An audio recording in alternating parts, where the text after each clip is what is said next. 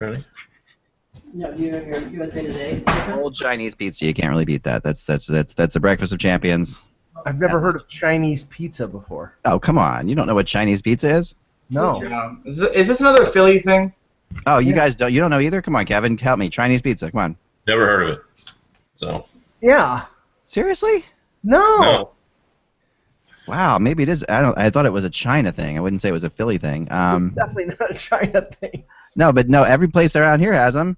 It's like it's just like a little tiny doughy thing that's layering, like kind of like a phyllo dough type thing, and then you dip it in soy sauce, and it's delicious. I've never heard of that before. Really? Nor have I. It's just not made its way to Michigan. Yeah. So there are regional Chinese food things. Sure. That's new. I didn't know that. Yeah, I mean. Wow. They call it Chinese pizza. Man, it's everywhere. You can go to any restaurant. I've never been to a restaurant since I was a kid where you couldn't go in and say, I'd like some Chinese pizza. And I'll give it to you. I've been to multiple Chinese restaurants in Toronto, in Southern Ontario, and in Buffalo, and I would say none of them have Chinese pizza. They all have like differing types of egg rolls. They all, there's always variations on different dishes. Some of them, will go from Cantonese to Szechuan and whatever. All right. Well, what is? I know we had another topic for the beginning of the show, but since this is so stirring, what is everyone's go-to Chinese? Like, if I'm ordering Chinese for the four of us right now, what are we getting? Well, I always have wonton soup. All right. I always that's pretty simple. Yeah, I always have at least one egg roll, maybe two. You're an egg roll guy, okay. Yeah, and my main course is usually a chicken dish, either sweet and sour chicken, General Chow's, sesame chicken, lemon chicken, orange chicken, one of the chickens. And General Tao is a bloody tyrant, but he sure does make a good chicken. Yeah, there you go. And a and a side of fried rice, usually pork fried rice. Right. Oh wow. Yeah. I can hang out. We can share because I'm a chicken with garlic sauce usually, but I also like wonton soup. Spicy? Are we getting spicy, Kevin? Are we going for spicy? No, I'm just getting regular wonton. All right. My wife likes hot and sour soup, but and I usually don't get a extra fried rice. Although I do like fried rice, and I do like General Tso's chicken occasionally as well. But I get chicken with garlic sauce. And I will say, and I just had this discussion. My idea of chop suey, chicken chop suey. Okay. But my mother served me out of a can in like 1964, and it was ridiculous. I vaguely remember that. And my wife went to a very a good Chinese restaurant, probably 30 miles from my house, and she came home with leftover chicken chop suey, and it was fabulous. And so I ordered it from our local. And guess what? It doesn't taste like that. Chicken chop suey from a can in the 1960s. It really is fabulous. So that's become kind of a once every 3 or 4 Chinese orders I will get that. The chicken chop suey. All right, Ty, what are we going for here? What's your? I do kung pao chicken and chicken fingers and pork fried rice. That's what I do. Anything spicy, throw it my way. That's my stance on most food, to be honest with you. You like spicy foods, just generally? Yeah. Wow. It's funny because Chinese food is sort of ingrained in my family history because my dad was a teacher, and during the 70s, during the energy crisis, when the gas was cheaper in Canada than it was in the U.S., every 2 weeks when he got paid, we would go up to Fort Erie for Chinese food. He'd load up the car with gas, and there was a particular Chinese restaurant we would go to, and every once in a while we would change up what we would order. So the egg foo young, which is basically like a Chinese omelet. Yep. We would get that every once in a while, and I would always bother my father to get the Chinese the little pork spare ribs that were always. Yeah, those are good. No, I'm into those too. Yeah, love those. From good places, but good. There's you have to be a good Chinese place because there's some bad ones. Yes. If you get them from just a standard Chinese restaurant, they can be like, why did I order these? So. Like this will kill me, and this can't be real meat or whatever. This can't be actual. Right. If you're getting more, if the fat to meat ratio is right. percent, you're in trouble. And especially but I like how they're almost painted a certain color, like they're that deep red color. Yeah. There's no way they're that color in the nature. But yeah, that's still awesome that they are actually done that. We have a place that is incredible delivery places here. I live in the best place for delivery. I can get any kind of food imaginable brought to me, and really good food for whatever reason. So, but we have a Chinese, Japanese place that delivers here. So, I'm also like a big spicy tuna sushi guy. So that's one of my standards. Spicy tuna sushi, little rolls. They're awesome. Ty's shaking his head there. One thing that you guys are in the Philadelphia area, yeah, don't have in abundance nor have the quality that we do or that you find in other areas of the country are Mexican restaurants. When we've been visited our friend Steve, who lives by you, as you know. Yeah, he lives a couple miles down the road. And at one point he said, "Where do you guys want to go?" And Terry said, "I'm kind of in the mood for Mexican." He was at a loss for options. Yeah, like it's not like Moe's or whatever. No, yeah, we have those kind of Mexican restaurants. Right. In New Jersey, we have a really good one where I visit. One of the places I go to with Flyers players when I go to lunch is a Mexican restaurant in Route 70 in Cherry Hill called the Mexican Food Factory. That's one of your really good Mexican restaurants. But there's not that many of them. You're right. Obviously in Detroit we have a very authentic Mexican food. We have a Mexican village area where there are a dozen restaurants, including Xochimilco's, and that word starts with an X.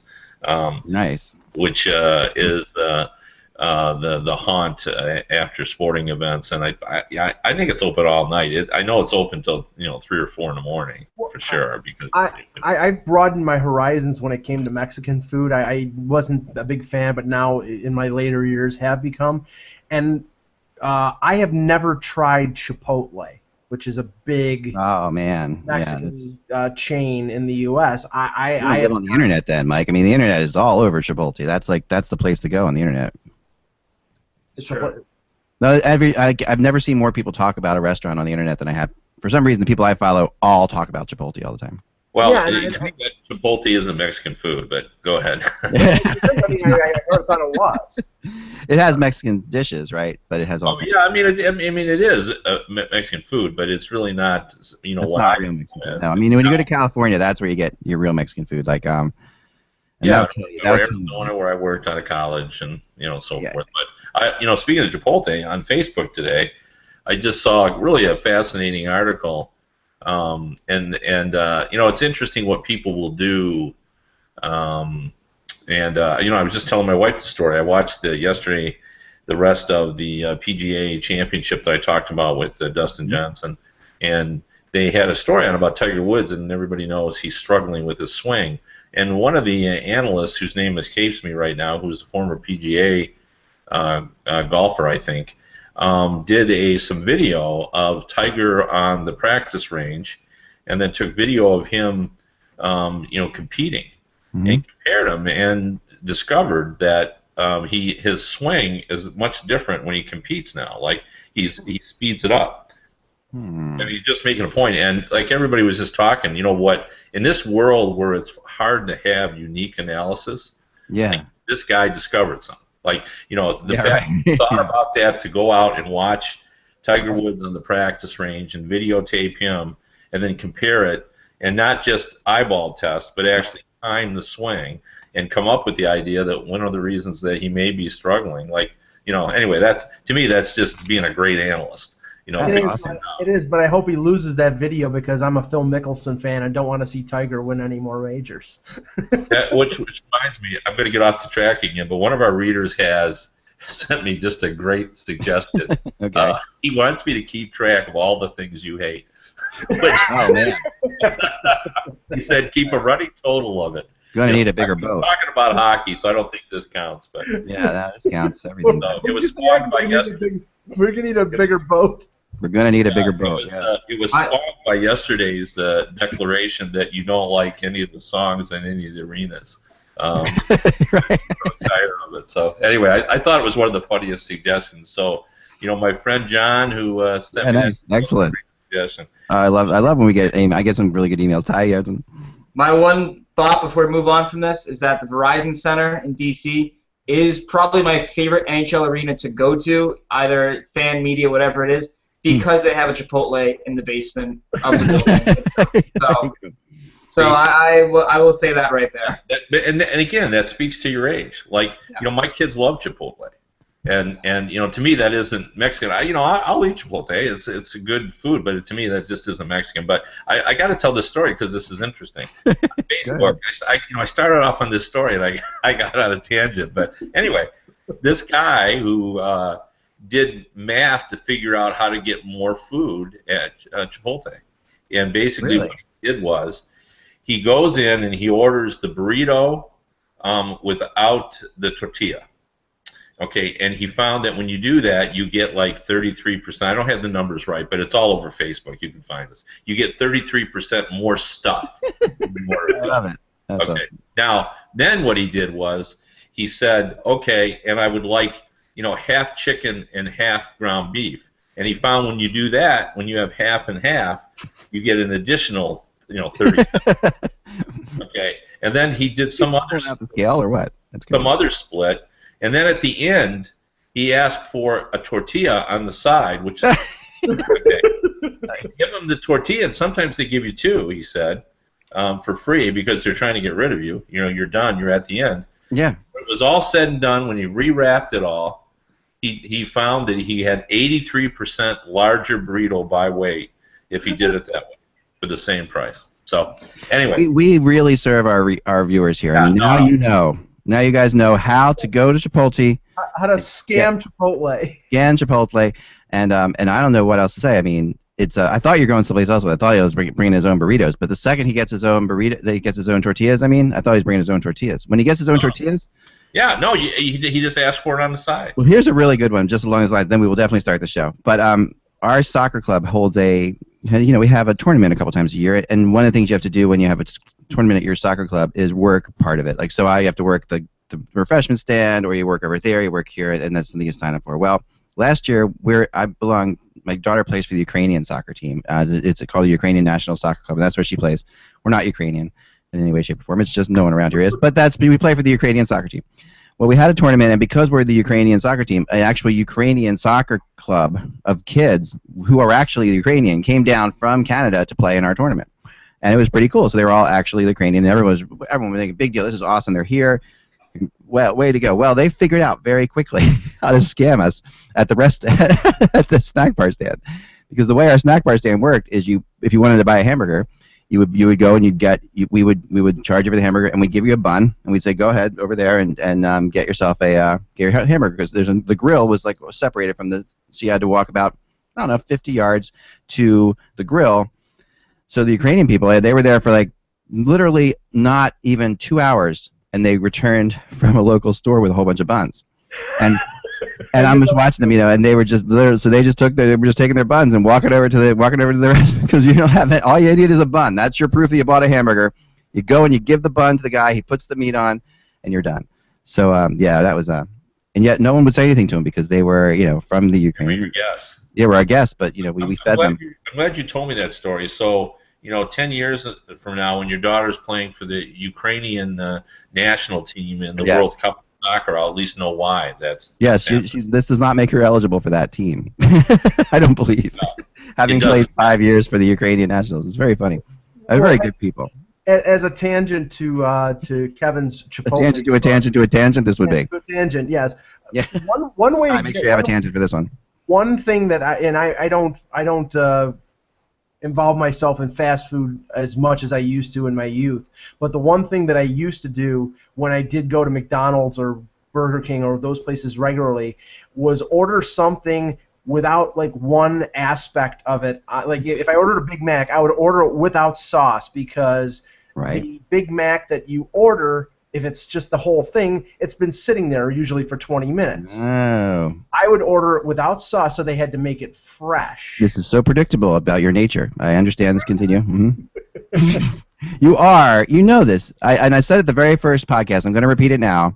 The George Costanza of the HockeyBuzzCast, officially. Like, that is such a George Costanza move, it's not even funny. It's a means to an end. George Costanza. Yeah, oh yeah, he could play George Costanza, too. You definitely have that. You are... I got more hands. Ty is definitely the Kramer. There's no two ways about that. Sure.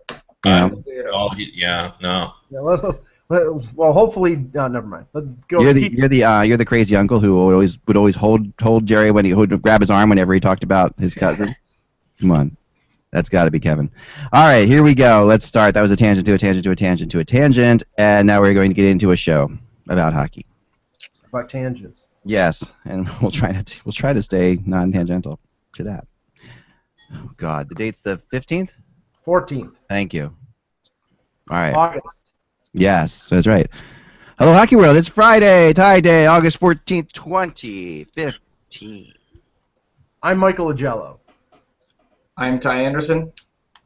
Kevin Allen of USA Today Sports.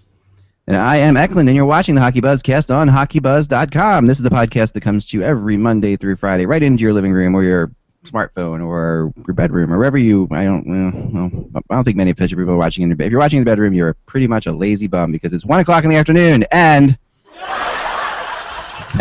Oh boy. Today's show reported before a live studio audience.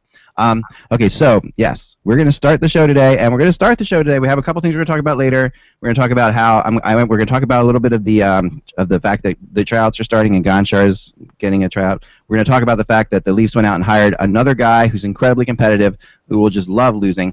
And then, but before we get to that, we're going to get right on to Kevin, who's got some questions, some burning questions. So this is 5 burning questions with Kevin Allen on Friday. Here we go. Yeah, I do. I've been working on my previews, and I kind of, as I was reviewing each team's, kind of thought about all these things. I thought, I'm going to put them out to my panel and let them talk about this. Absolutely. And the first question is, let me set it up by saying I think we all view, even though the New York Islanders are in a major metropolitan area, they've been operating like a small market franchise. Mm-hmm. Now that they're moving to Brooklyn, are they a big market franchise now? Will they start acting like the New York Rangers? Will they be in the hunt for, top free agents? Will they get closer to the cap? Will they be able to do all that?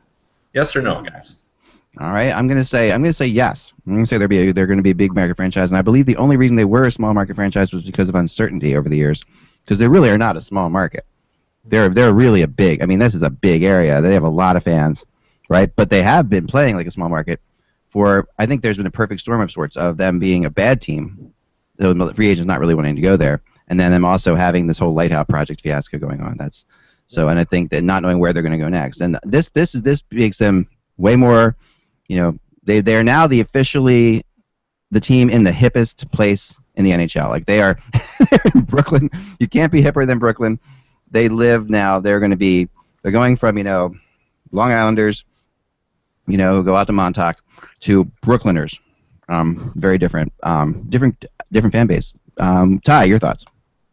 I mean, I would agree with that. I think one of the hardest parts for me talking to players is that getting someone to go to the island. It's not a problem with the Islanders. Most players, when they go there, they like playing with the Islanders and they like being on Long Island.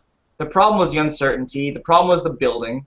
A lot of players, free agents, didn't want to go there. And I think that's going to change with Brooklyn. It's going to change with Barclays Center.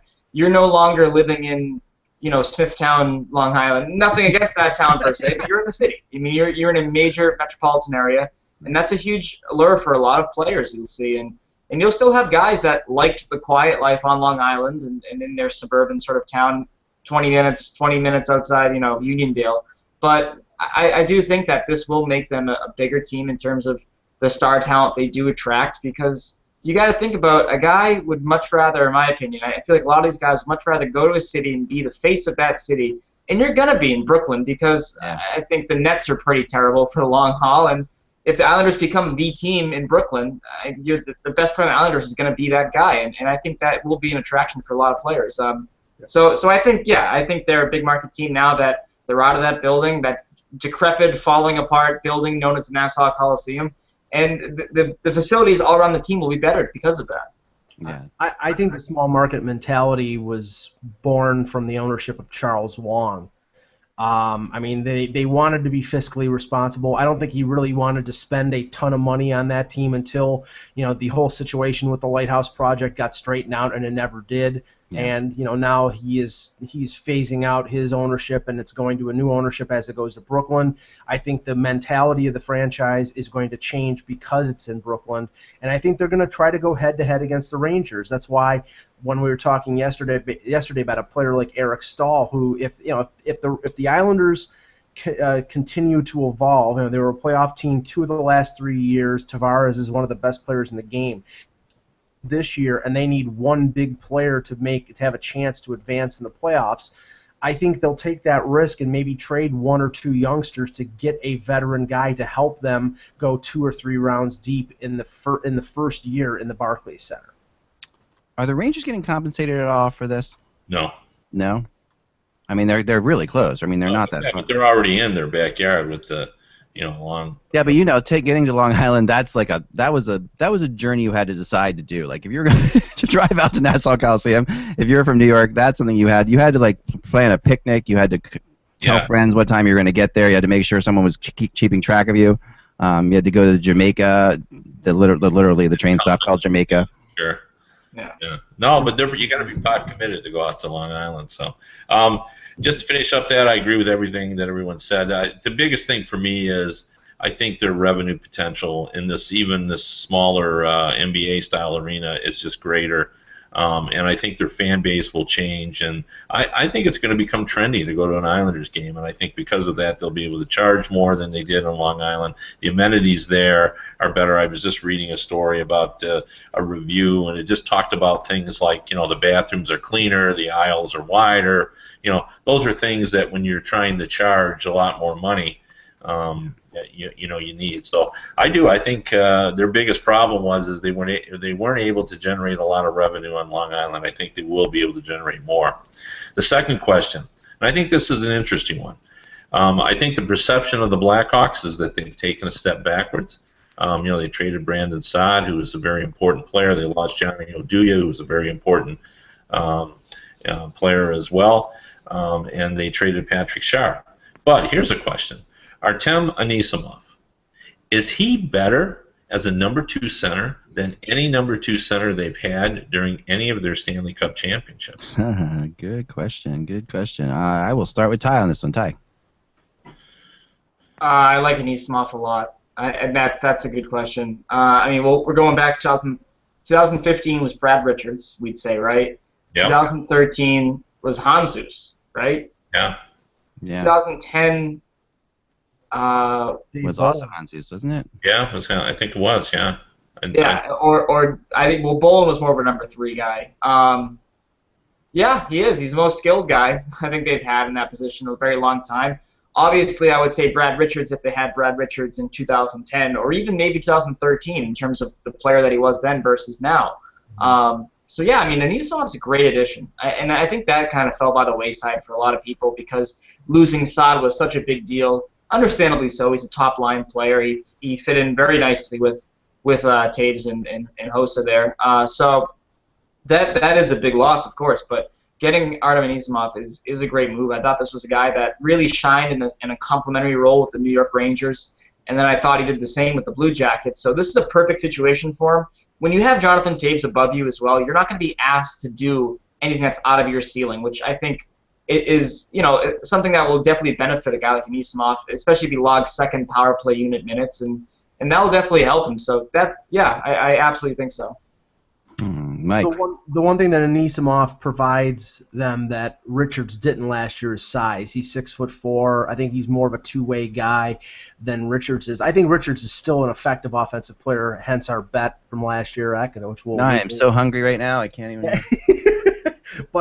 But Anisimov is a good two-way player. I believe with the Rangers he was part of their penalty killing unit. I think he would probably be part of that as well with the Blackhawks. He'll play solid minutes. And he scored double figures in goals in most years. Last year he only played, I believe, 52 games, so his goal scoring was down a bit.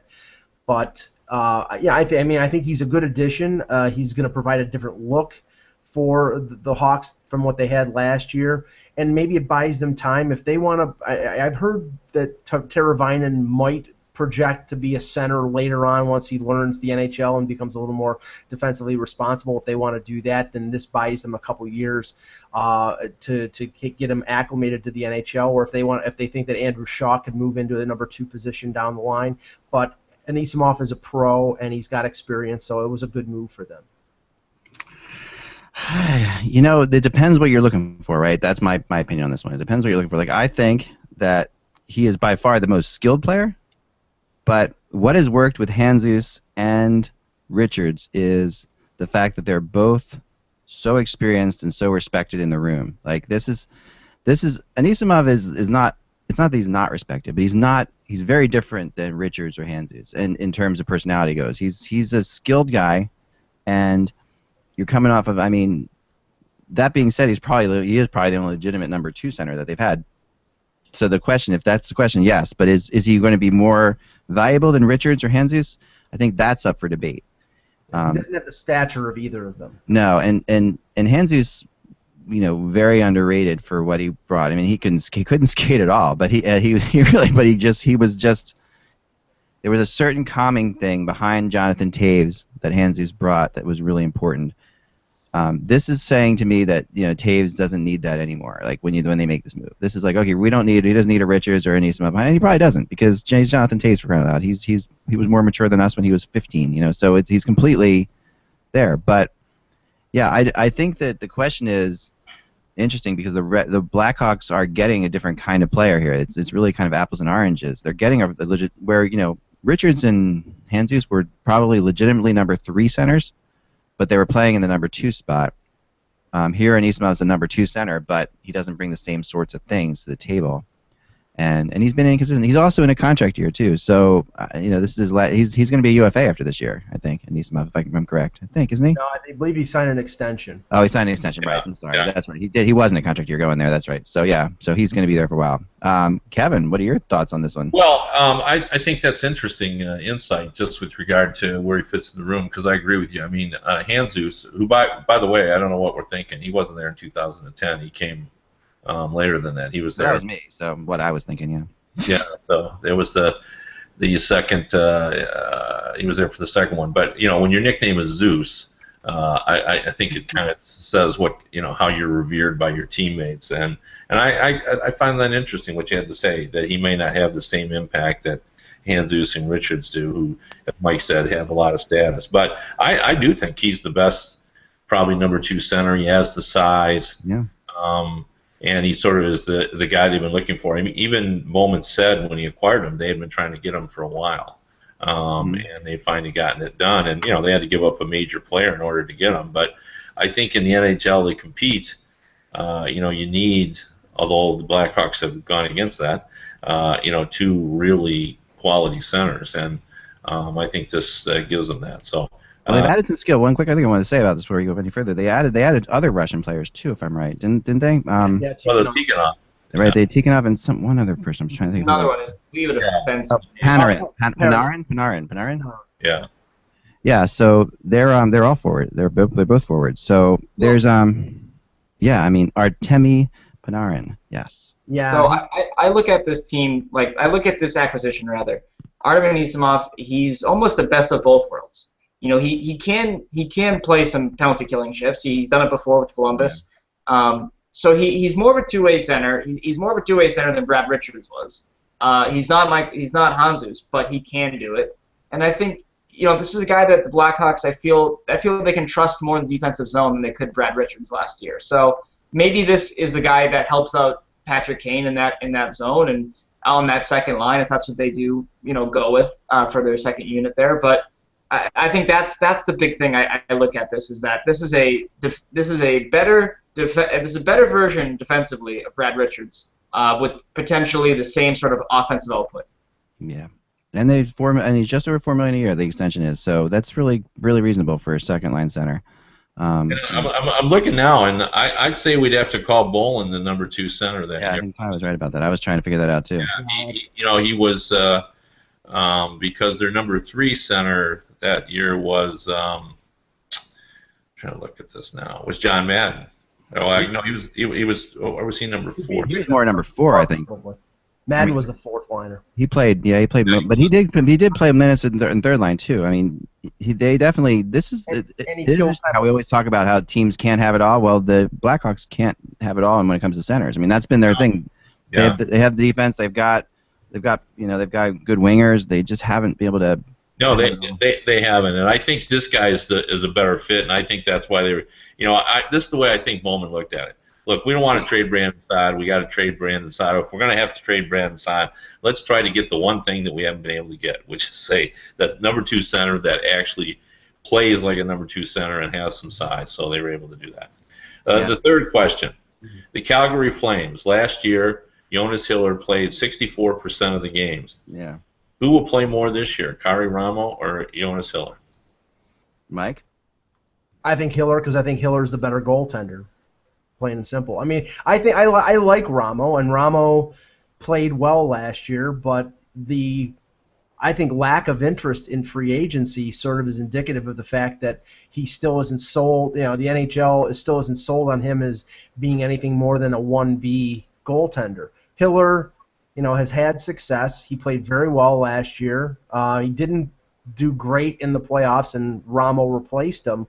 But I think in terms of numbers, in terms of how many games they'll play, barring injury, I think Hiller will probably play 50 to 55, and Ramo will play 27, something like that.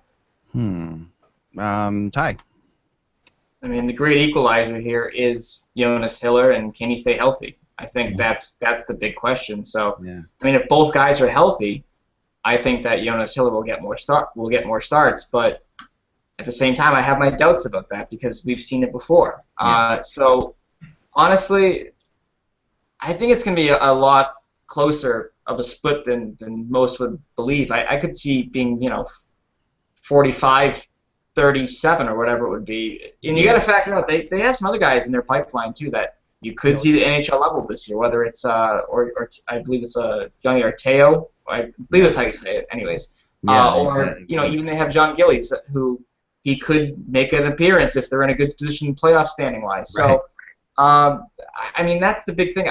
But I just think Hiller because he has the greater resume of NHL success at this point, but that can always change. Yeah, I think the fact that they didn't tie up Ramo right away means Hiller's the guy that there's going to get more. But then the fact they did tie up Ramo eventually, but not right away. They did leave it out there for a bit, right? Am I correct? He didn't sign. He signed after July 1st, right? Yeah, they waited a while. I think it was mid-July before they did. Yeah. So.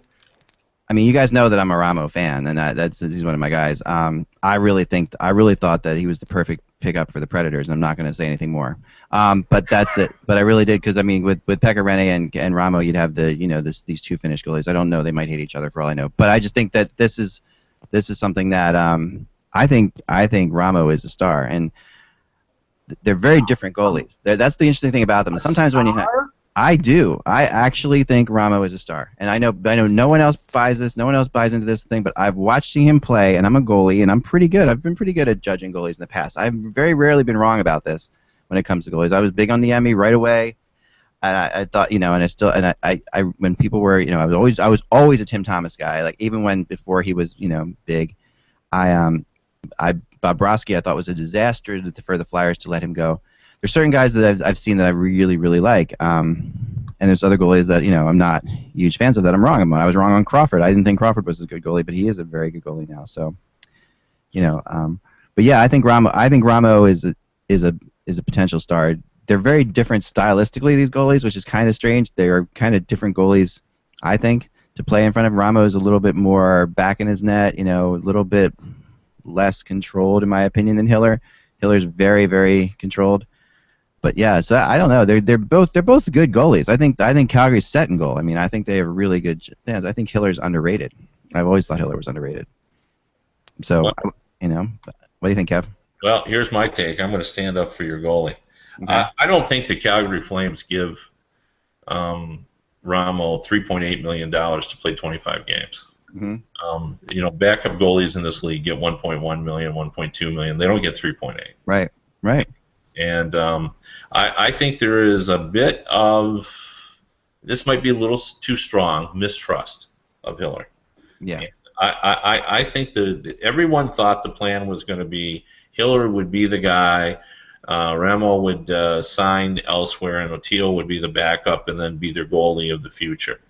I think they sat around and said, we're just not content with Hiller as our number one guy. I just don't think they're totally in love with the idea of Hiller being there. I mean, the Flames are a good team now. They were. This is hard to believe, but the Flames were 7th in the league in scoring last season. Well, we all love their defense, and especially now that they've added Hamilton. Wow. I mean, it's set up right now, Kevin, that Hartley can make his goaltending a meritocracy. Whoever plays better is going to play because they're both UFAs at the end of this year. Hiller's making 4.5, Ramo's making 3.8. So it's not a consideration of, okay, who are we going to re-sign or whatever. You can go out and not re-sign either one of them. Or if you really like one over the other, you can assign them to an extension. It's going to be who plays better. And maybe there is a little doubt in the Flames organization. Played badly at the beginning of the second round against the Ducks. To me, I think he was probably psyched out, or he wanted to play so bad against the team that let him go that he just dropped the ball. But I think he's a better goaltender than Ramo. But we'll see what happens during the season. We'll see how it plays out. Yeah. If I had to, if you put a gun to my head, I'd say it's going to be closer to a split. And I agree with Mike. It'll come down to who's ever playing well. But let's move on. Well, before you do, Kevin, a meritocracy, for those questioning it, is a political philosophy which holds the power should be vested in individuals almost exclusively according to merit. So thanks, Mike, for use the word meritocracy, which we've never used before on the podcast, and I feel it's important to define it. Good. Anyway, continue. Sorry, Kevin. The Sedins will be 35 this season. Verbata will be 34. Burroughs is 34. Yeah. Higgins is 32. Hamuse will be 33. The Canucks, Ryan Miller, I think, is the oldest starting goalie in the Western Conference at 35. The Vancouver Canucks window is closing. Yeah. We never hear that discussed, but it is. Do you think the Canucks are behaving like a team whose window is closing? No. Did they go all in? Did they do anything to, give the Sedins a chance? What do we think about the job that Benning did this summer? Now, because I was really bullish on him last season. I thought he did a great job in signing Ryan Miller, but less so this summer, I think. No, I think the Canucks. I came out and said after UFA Day, I thought the Canucks and the draft. And when players were getting moved around, I thought the Canucks were a disaster in both of those situations, and they really didn't. They didn't. And they couldn't even. His press conferences were downright weird, and that was the other thing. If you watch his press conferences, because I don't often watch press conferences, but I was so confused by what they were doing, Kevin, like you were saying, that I had to see these press conferences and see how people would respond to these questions about not doing much. I mean, they picked up so few players, and lost. I mean, and lost players. I mean, they made I guess, arguably they picked up Sutter, right? So that's been their major move, but that's a kind of a wash back and forth. I mean, to a degree. I mean, maybe not because it's Sutter and it's Western Canada, and maybe he comes over there and just takes over. But I don't know if that's going to matter. I agree with you, Kevin. I think that this team is baffling. I don't see how you can put them in the playoffs. I think they made the playoffs last year because they started off so well, but then in the playoffs they really weren't impressive either. So. Well, they really didn't seem to have any kind of coherent theme to their offseason. They move out a younger guy in Zach Cassian for a more experienced Brandon Prust. Then they trade Bieksa, who had 1 year left in his contract, a veteran defenseman, for a second round pick. So they got older and then they got younger. So in the sense that they traded for a future pick. Now, in discussing about the Canucks with Russ on a previous webcast, he was saying they're probably going to give a bigger role to Bo Horvat. Jake Virtanen will come in, McCann will come in, Hunter Shinkaruk, all these young guys. But the problem is, you've got all the players that Kevin listed. They're still top 6 players. Those players are not going to really yield their positions to allow a guy like Horvat or Virtanen to play in a top 6 role and sort of thrive as a youngster. They're probably going to be bottom 6 guys to start out. So really there's a little bit of confusion here because they're acting like they still have a chance to be a contender with all these older guys, when I think if they were smart, what they should have done is try to trade as many of them as possible during this summer and go with a youth movement and rebuild. But they're acting like they don't want to go through a full rebuild and hold on to all these veteran players, and I don't think that is conducive to success going down the line for the Canucks. Ty? Yeah, I mean, you sort of thought the teardown, if you will, was coming when they traded Bieksa for a second-round pick. You know, I think we all agree that Kevin Bieksa is a player that should get you a bit more than that, unless you just need to get rid of him. So you want to get rid of him, right. And you start thinking, all right, so who's next? Who's next on our fall? Radim Vrbata, Alex Burrows, Dan Hamhuis. These are guys that will have value on the market, and none of them have moved yet. So you're at this crossroads now where you don't know what you are. Are you rebuilding? Do you think you can win with this team still, with this core? And truthfully, I don't know if you can. I think that 2011 was Vancouver's best chance, without a doubt. And since then, they've moved on from Kessler. They've moved on from Bieksa now. Luongo's gone. Schneider's gone. Eddie Lack is now gone. So your best goaltender is 35-year-old Ryan Miller. I don't know if that's the best asset management over time. Granted, things changed, and coaches and styles and GMs, and they all want to put their own stamp on the team. But somewhere along the lines, you sort of lost what I thought would have been your future in both Corey Schneider and Eddie Lack. And now you still have these other veterans up front.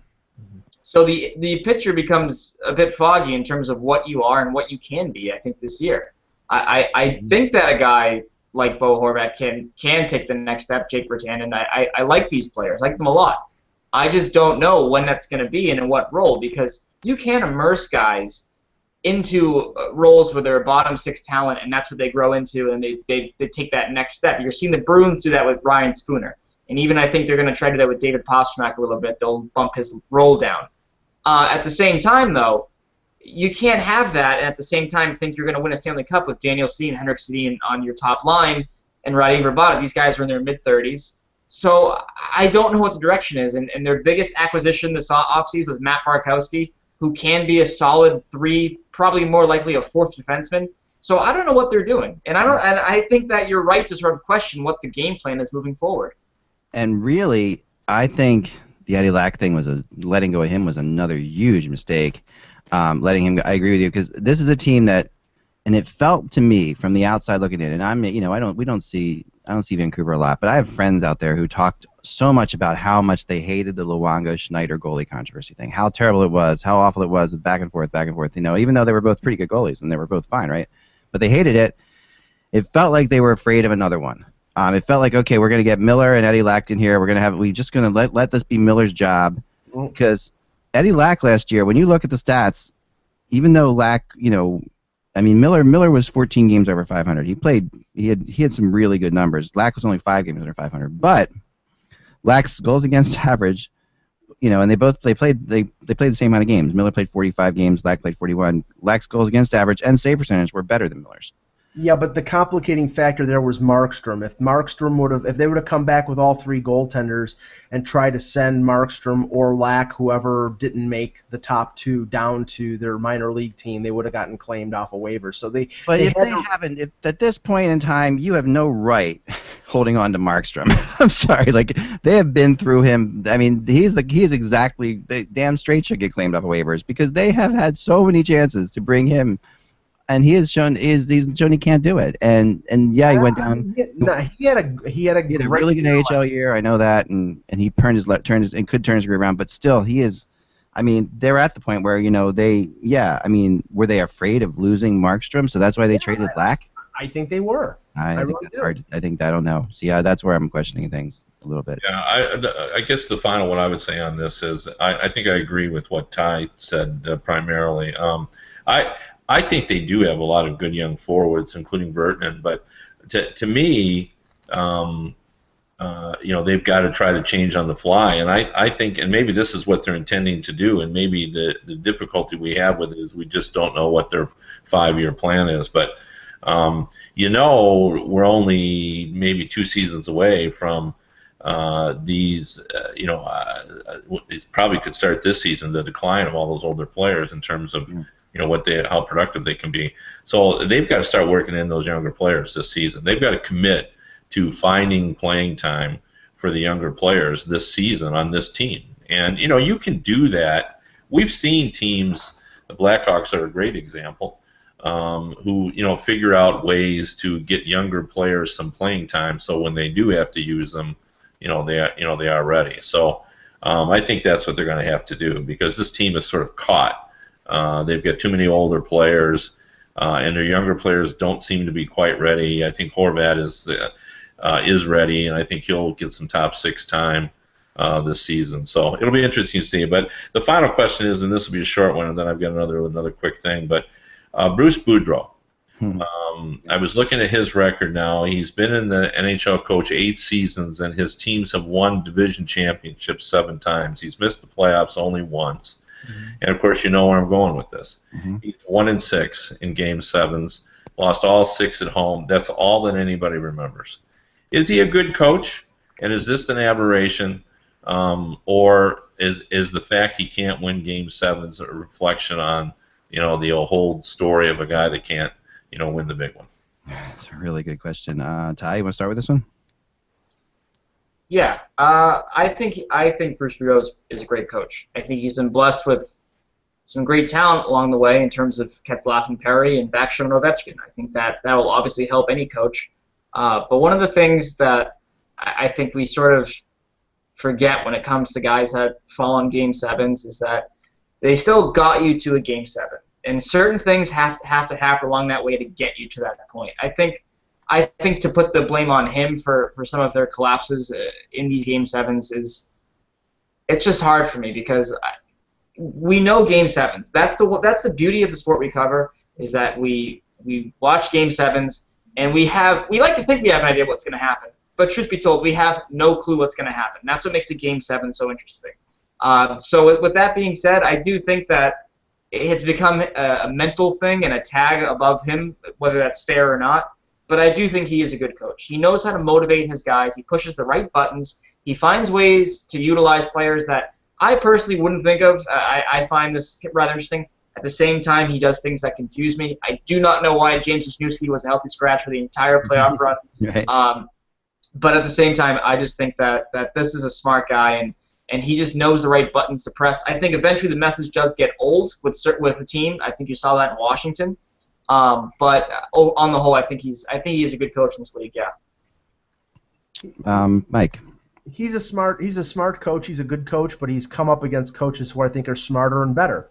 He's come up against Joel Quenneville in a Game 7 situation. He's come up against either a Tortorella or Alain Vigneault. I'm not even remember which one with the Rangers, but he seems when you come up against those guys in Game 7 scenarios, the little things are the things that cost your team, and I really think that that's the case. I mean, I have friends who know Bruce Boudreau, who are friendly with him, say he's a fantastic guy and that he's a good coach. And so I'm not casting any aspersions here. I just think when you're talking about the top echelon of the league, he may fall a little bit short. I mean, his record in terms of winning divisions is great, but that record 1-6 in Game 7s is something that you can't ignore. Before I go any further on this one, what did everybody think of Bruce Boudreau in the first 24/7 series? Like, we got a chance to see him behind the scenes a little bit. We got to see him coaching. I mean, I know all the F-bombs and all that stuff, very possible. But the first 24/7 series was different than all the other 24/7 series because they didn't know what was going to get out. So I felt like that was the most real 24/7 series we would ever see because they filmed a lot of that stuff before they even saw it, right? And I thought, honestly, because remember the Capitals were terrible during that stretch, I thought that series saved his job. I felt like because people saw him and they're like, wow, he's actually not the problem here. Any thoughts? Yeah, he was the most entertaining character we've ever seen. Yeah, without a doubt. And I think he was endearing. He was charming. Anybody who watched that said that I would love to have that guy in my life. When you play for Bruce Boudreau, it's like playing for your grandfather. Yeah, right. I mean, he's he's just a great character, and he's an old school guy. And and I know this to be the case. Guys want to play for him. They want him to be successful. I'll just kind of go now and feed on this, but see, I think he's an exceptional coach, and I find it just fascinating that we often say that the game sevens are a flip of the coin, and that luck plays a big role in it. Well, he's just been unlucky, Right. game sevens. Like I I don't think it's any. I've been at a lot of those game sevens, and there weren't times when I said, "Wow, why did he do?" I mean, with all coaches, you second guess, but there wasn't any one thing that I thought that made put his team at a disadvantage. I don't think you win as often as Boudreau does unless you're a quality coach. And as was previously mentioned, that he got him to the game sevens. A couple other things I want to add about this too. He did win a Calder Cup as a coach. He did win an ECHL championship. He won an IHL championship. It's, as a coach. I mean, what I kind of can't help but think about is I know it's different in the NHL for sure, but he has won at other levels. And what I like about I've always liked about Boudreau is I'm a real fan of guys who pay their dues in the AHL. I've always been a fan of coaches that pay their dues in the AHL because they come into the NHL and there's something different about them. I think they really have it together. And he paid his dues. He coached in every minor league hockey place you could coach. I mean, every level below the NHL you could coach in. The one thing I will say that I think is weird about this team in general is the fact that they signed Ryan Kessler to a ridiculous contract. I think that of all the contracts signed this summer, that was by far the craziest. I mean, Kessler has already got a lot of number. He signed like a 6-year deal. I think it's over. What is it? Almost $7 million a year. I'll pull it up. Yeah, it's 6.8. 6.8 a year for 6 years on a guy who, and I literally feel like they did that out of desperation because Kessler was good in the playoffs last year. And he wasn't very good in the regular season, but they're like, we need somebody to get us over this playoff hump, so we are going to make that happen. Yeah, 6 years, $6.875 million, and there was an extension. He still has 1 year left on his old deal, so they had time. I know. There's still a whole. I mean, Kessler could fall apart this year for all we know. I mean, and he still hasn't entered his 6-year, $7 million a year contract, and he's going to be 40 when that's over. Kessler at 40 is like most people at 70. I mean, Kessler is really. I think Anaheim is looking at the Kessler contract like some Major League Baseball teams look at signing big pitchers. They're going to win in the first 3 or 4 years of that contract, and then in the last 2, they're probably going to eat that money. A guy like CC Sabathia, they're going to pay him $25 million next year. He's going to be their 5th starter because he isn't good anymore. Kessler in the last 2 years of this deal is probably not going to be good, but in the first 3 or 4 years of this deal is probably going to give them enough to make them a contender to win another Stanley Cup. He barely gave them enough last year in the regular season, in my opinion. Sorry, go ahead. Ty, go ahead. My point was thinking about Boudreau, so you could go. Okay, yeah, no, but why I tie this into Boudreau is I think that this comes down to the fact that Anaheim is in desperate straits to win in the playoffs, and that Kessler is a playoff guy. There's no question about it. They signed a playoff guy. He in the playoffs last year was fantastic at points. In the Winnipeg series, Kessler was a monster, but as the playoffs went on, he wasn't as effective. He wasn't, and I think that a lot of this is to save Boudreau's job. I mean, they know that Boudreau's got to win in the playoffs. I don't think if Boudreau's got to go to the conference finals this year, or else he's probably gone. I mean, there's no real getting around that, if not the finals. Look at the landscape right now. You have Chicago probably taking a step back. You have LA, their house is in disarray right now because of everything that's gone on. Anaheim has stayed pretty much the same. They're bringing back pretty much the same team, and they're probably better. They just signed Silverberg, and they just locked up Hagelin for 4-year contracts. They've got their team. If they stay on the same path that they were on last year, they're the leading contender in the West. As long as Anderson is what he was last year, that's the one thing we don't know. And I think that's the issue. Go ahead, Ty. I just think the one thing about Boudreau we have to remember is that he's coached 5 full 82-game seasons in the NHL now. He's had 50 wins in all but one of those seasons. And the one season he didn't, the team had 45. Obviously, he has some good teams. That much is We can't deny that. But there's something to be said about a coach that can do that. I mean, 4 out of 5 full seasons, you have 50 wins. You're a good coach. That's 100 points right off the bat. That doesn't even factor in overtime losses and things of that nature. So I think that he is a good coach, and you have to recognize that. I mean, how many other coaches can really say that about? That's something we have to consider. And I know it's tough when you weigh regular season success versus postseason success, but sometimes that's not always the greatest idea, because you saw what the Canucks did when they let go of Alain Vigneault and how they replaced him with John Tortorella because they couldn't win the playoffs, and that was a disaster. So it's not always an upgrade when you let these guys go.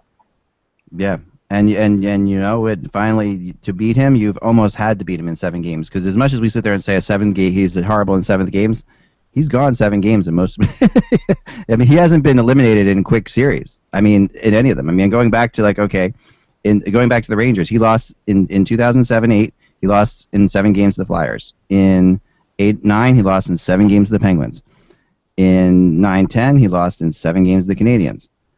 10-11, he got swept by the Lightning. But they got swept by the Lightning. So that's the only time he got swept. And then going on to Anaheim, he missed the playoffs, got fired, and so you should go forth, to 2013. He lost in 7 games to the Red Wings. In 13-14, he lost in 7 games to the Kings. Last year, he lost in 7 games to the Blackhawks. So he has only once been eliminated in less than 7 games from a playoff series. That's pretty impressive. I mean, that's not a bad playoff coach, in my mind. So he's lost to Daryl Sutter, Joel Quenneville, and Mike Babcock in Game 7s. Yeah, and to Yaroslav Halak, right? I mean, that's the other one he lost to. So I mean, and that Halak was unbelievable, and it also took out the Penguins that year. So it's not, Kevin. Yeah, no, I've said my piece on Boudreau. I think he's an exceptional coach, and again, I think it says a lot that players want to play for him in this era. They believe in him, and I think they're looking for reasons to keep him. They've given him every opportunity. Whenever you don't have success in the postseason, it's really ridiculous when you think about it that he should be considered on the hot seat with the level of success he's had. I mean, he's won a lot of playoff games too, so he just hasn't gotten them this team. And to be honest, I mean, were they the best team last season? I don't know. I don't think so. So how many coaches can say they haven't won more than 2 rounds of the playoffs, and yet their record in the playoffs is 38-34? He's actually, I mean, how many coaches can say that? I mean, that's a crazy thing. I mean, he's never won more than he's 4 games over 500 in the playoffs and has never won more than 2 rounds in a single year. That's pretty crazy. That's really hard to do. Anyway, so Kevin, good questions. What else you have? Well, I was just going to do just a quick. I was making a determination of my most underrated player in the NHL, and I thought, God, it's fairly obvious. And I thought, let's play just a quick 20 questions on it and see if you guys can get it. So we'll add 20. You keep going until you get a no. So you can ask anything, whether he's okay. I like this. All right, so we'll go in order with Mike, Ty, then me. We'll just keep circling. Go ahead, Mike. Is he a center? No. Okay, Ty. Is it defenseman? Yes. Is he American? No. Okay. We have 2 no. All right. Mike? Is he European? No. 3. So he's Canadian, hopefully, unless he's Mexican. Or Russian. Actually, he could be Russian. Play in the Western Conference? Pardon me? Does he play in the Western Conference? He does. Is he Russian? No. Okay. Mike? Does he play on the West Coast? No. Oh, you said. Oh, damn it! I'm sorry. No, wow, weird. Was his team in the playoffs last year? Yes. Okay, all right. Did they go far in the playoffs? Yes. There we go. Okay. Huh. All right, Mike. Oh, it's me. I'm sorry. Jeez. Was he in the finals for the Norris Trophy? He was not.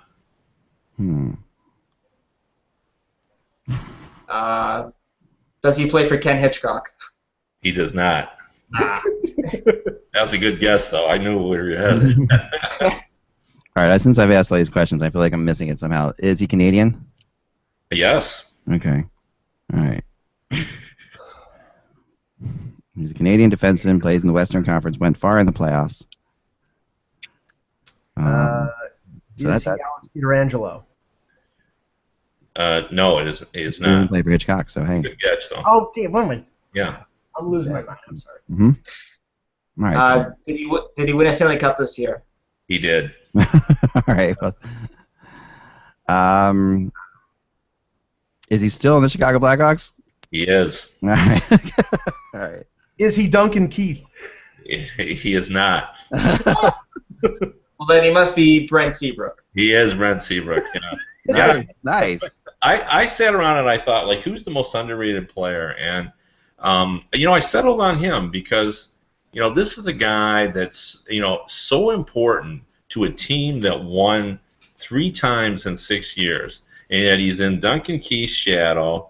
When you look at his postseason record and his ability to rise up and score big goals at overtime goals, and he's very much a exceptional one-on-one defenseman. He's big, he's strong, he can contribute offensively. I just couldn't come up with anyone who I thought flies more under the radar. Like to me, he's a star who isn't treated like a star. I was going with the angle that, in spite of the fact that Duncan Keith won the Conn Smythe and played 30 minutes a game, he still was underrated.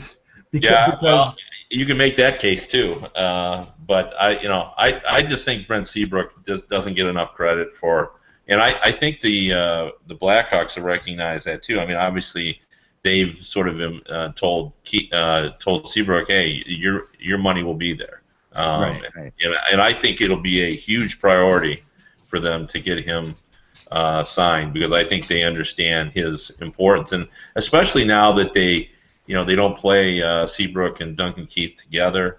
Now because they have him and Keith, and Hjalmarsson, I think, is also another one who's like that. But anyway, he's my pickup. But everyone should come up with their own underrated players, and we should play that game. Do this game again. I like this. Yeah, Hjalmarsson is a good one too. Like, I thought you were going there for a second. That's why I was about. Yeah, I actually considered him, but I think,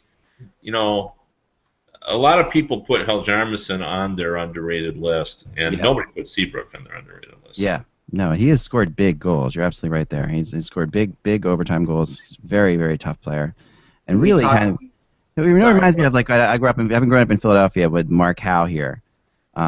We had Mark Howe and Brad McCrimmon, right? And Brad McCrimmon was kind of like a Seabrook of his time. Like, he was a very underrated player in the same kind of way. Mark Howe was, the Duncan Keith. Everyone knew who Mark Howe was, but I always thought McCrimmon was. Yeah. Kept that going. We talk about Brent Seabrook, and we talk about how clutch he has been. I look at that 2013 run for the Blackhawks. I mean, he scores the Game 7 goal against Detroit. And then I really look at what he did against the Bruins in the Stanley Cup Finals that year. The Bruins they were doing their Boston Bruin thing where they take over a series, they take over the pace of play. They win Game 2 and Game 3 of that. They take a 2-1 lead. It's back in Boston. They look like they can take a 3-1 series lead, send the Blackhawks on the ropes there. And Brent Seabrook comes in with a double overtime game-winning goal. And he has a knack for those big moments. He's one of those players, and so I agree there. I think that's a guy that he does get overshadowed by Duncan Keith, understandably so, because I think Keith is an amazing talent in this league. But you really look at Seabrook's value and what he brings to the Blackhawks, that 2013 run, I mean, that speaks for itself right there. Yeah. Yeah, and we're talking about all of his offense, and I think he's even better defensively. Yeah. I think, when I always talk about their ability to just sort of hang around and, kind of play a tight game until they figure out how to win, Seabrook's a big part of that. I wanted to get into Lemaire, but I don't really want to at the same time. So I'm going to stay away from that for a second. We'll talk about that another time for sure, because we've been down this road. It's a long conversation. But I wanted to talk about, and we've never done this before, but there was an article on HockeyBuzz that's just so good, that I wanted to read a little bit of it to you guys, and recommend you guys read it as well, and then we'll get out of here. But Bill Meltzer's article yesterday on Bobby Clarke. Bobby Clarke, See, I grew up in maybe it's part of it's good because obviously I lived the same kind of Bill and I kind of lived parallel lives as kids. We looked at we're almost the same age. We grew up idolizing the same kind of players. And there was a while when everybody was Bobby Clark. When we played street hockey as kids, everybody was Bobby Clark. So everybody was breaking people's ankles. Yeah. But his article, was amazing. So I just want to read you part of it here for a second. It's just real quick. So a typical day in my life in the mid-'70s. I go outside to play sporting a short-sleeve Bobby T-shirt emblazoned with his photo or a long-sleeve number 16 Flyers jersey, which I gifted last year to my son Benjamin. When I outgrew the shirts, I stretched them out as much as possible so they would continue to fit me. My pants were held up with a belt that had color photos of various NHL stars from the 70s, including Clark. On many days, I'd play street hockey with my friends right in front of the house in the back patio with my orange-bladed Bobby Clark street hockey stick. With a sturdy woody shaft and a plastic blade, we use a Mylac orange street hockey ball or an orange Bobby Clark street hockey puck. The prize would be a chance to lift the Stanley Cup, which is his grandparents Sam over, who they brought along when they're leaving Russia at the turn of the 20th century. At some point, my mother would call me inside for lunch, a sandwich made from Bobby Clark peanut butter, Bobby's smooth peanut butter, and grape jelly. I'd wash it down with a glass of milk from a Flyers Stanley Cup commemorative glass, which originally contained sour cream. I'd wolf down the sandwich as quickly as possible, rush back outside to play some more street hockey. If one of my friends wasn't over the house, or my neighbors Johnny and Timmy were unavailable to play that day, I'd simply shoot the puck into the empty net, laying a goalie stick horizontally in front. And some days, I preferred it that way because I could always then got to be Bobby Clark because we'd pick which Flyer player we were supposed to be on every day. I also never once was playing on the losing side in those solo games. It goes on and on. It's just I'm telling you, even if you're not a Flyers fan, you have to. It's well worth reading this article by Bill Meltzer. Bill is amazing. We know that already, but this article really just nails it. And he gets into, just like this is a Thursday in August, and he puts out this article. That's what I just love about this. And then he has all these different posters and pictures he had on top of his dresser. He had a cutout stand-up of various figures, including Rick McLeish, Perrant, and Barber. I had all these things, for me, this is crazy, but I did have all of these things.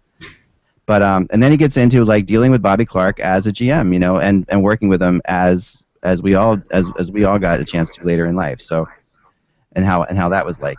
So just an amazing story. Definitely check into it. Really well written as everything is by Bill, but this one particularly, this could be, this is prize-winning stuff in my mind. So I don't often say that. So anyway, just check that out. Have a great weekend. Thanks, Ty. Thanks, Kevin. Good job, Kevin. Kevin did all the work today. Thanks for running the show. I really appreciate it. It was nice.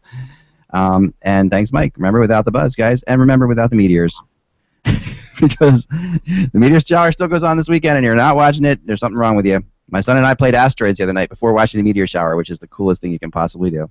One shower per day is enough. Right. Now go outside and check it out. It's still going on this weekend. It's wonderful. It's not like we're not being attacked by meteors. Remember, we're going through their belts, so it's okay. Remember, without the buzz, it is just hockey. Talk to you soon.